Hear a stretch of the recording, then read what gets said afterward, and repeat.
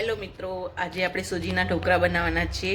તો હું તમને તેની સામગ્રી બતાવી દઉં છું કે તેમાં શું શું યુઝ કરવું છે. ચાલો જો દહીં જે મેં ફીણીને રાખ્યું હતું એમાં સૂજી અને લીલા મરચાં મેં નાખી દીધા છે. હવે આપણે મીઠું સ્વાદ મુજબ નાખી દઈશું. તેમાં આ ચણાની દાળ પણ એમાં નાખી દેવાની છે અને તેને મિક્સ કરી લેવું. પછી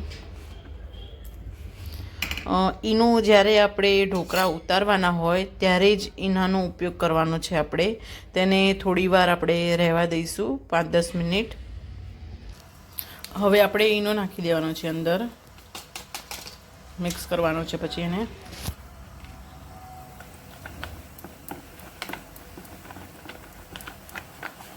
એક ધારું એક જ સાઈડ હલાવતા રહેવું તેને. અને મેં એક આ થાળી લઈ લીધી છે, તે મેં ઓઇલવાળી કરી દીધી છે કે ઢોકળા નીચે ચોંટે નહીં તેના માટે થઈને. અને મેં આ પાણી ગરમ મૂકી દીધું છે. એ પાણી થઈ ગયું છે. હવે આપણે થાળી અંદર મૂકી દઈશું. હવે આપણે અંદર ખીરું નાખી દઈશું એક ધાર કરીને.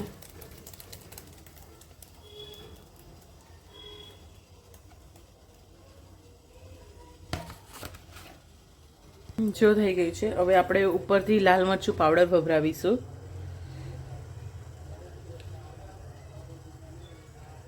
જો તમે ન ખાતા હોય તો તેને સ્કીપ કરી દેવો, પણ મને થોડો વધારે સારો લાગે છે. તમે આમાં મરી પાવડર અને જીરું પાવડર પણ આમાં કરી શકો છો, સ્પ્રિંકલ. હવે આપણે એને 20 મિનિટ માટે બંધ કરી દઈશું. અમે વચ્ચે ક્યારેક જોઈ લઈશું કે તે કૂક થયા છે કે નહીં. હા, આપણા ઢોકળા તૈયાર થઈ ગયા છે. હવે આની ઉપર આપણે વઘાર કરવાનો છે.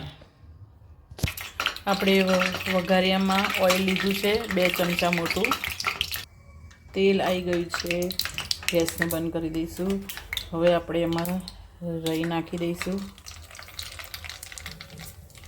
આમાં એકદમ બારીક ઝીણી રાઈ હશે તો થોડી વધારે મજા આવશે.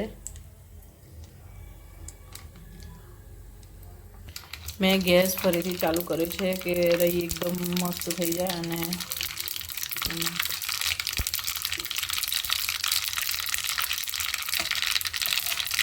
એમાં મરચાં નાખી દઈશું.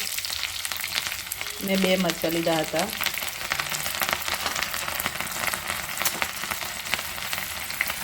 હવે આ લીમડો છે, તેમાં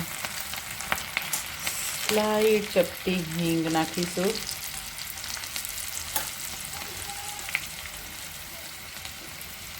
મરચાંને થોડા થવા દેવાના છે.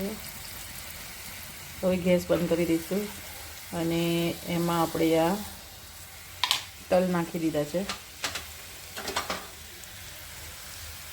તમે જોઈ શકો છો વઘાર. વઘારને હવે આપણે આમાં રેડી દઈશું.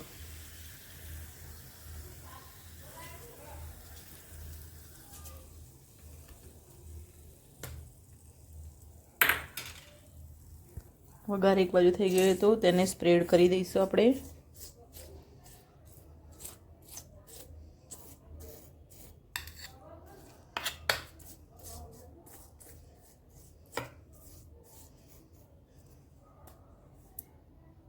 ઢોકળા આપણા રેડી થઈ ગયા છે. તમે જોઈ શકો છો એકદમ ટેસ્ટી ને બહુ જ મસ્ત બન્યા છે. મેં ટેસ્ટ કર્યા છે.